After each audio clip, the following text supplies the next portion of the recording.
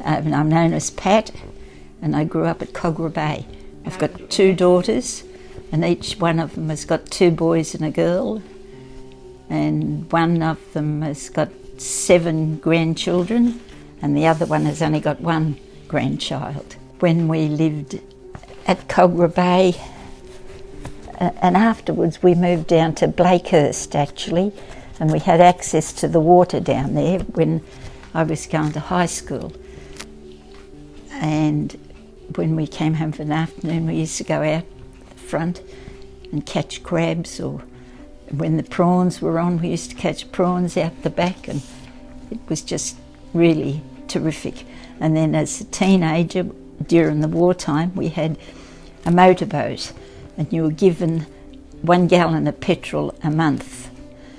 And with that gallon of petrol, we used to motor up to East Hills, up the Georges River, and at East Hills there was a dance hall. You'd pay 2 shillings and you'd go and dance the afternoon. And then, because you had to be back before dark, so you had to leave in time to motor back down. But the gallon of petrol did go a long way. I haven't been to the shop since March, and my 2 daughters get all the messages and things for me, and it would be good to go to the shops, but it's just out of the question at the moment.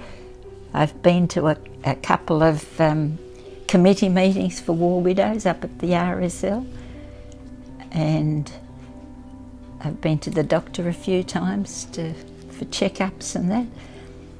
And other than that, I've just been finishing up rugs, crocheting rugs and making rugs and sewing rugs and spending a lot of time.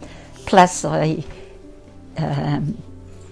trace the family tree, and that takes up a lot of time on computer.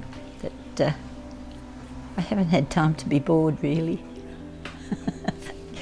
Well, I didn't meet Jack until after the war was over, and I met him at a dance in Hurstville, and he was working on the afternoon shift at the railway at Everleigh Workshops, and I worked in the office at the workshops, and I passed him every afternoon for about a month after I knew him, before I noticed that he was coming to work as I was going home. And when I said to him at the dance, I said, "You never told me you worked on the railway." He said, "Well, you never asked." So I don't know what else you need to know about that, because we just made 50 years before he passed away. I think that you just got to keep an open mind and keep learning.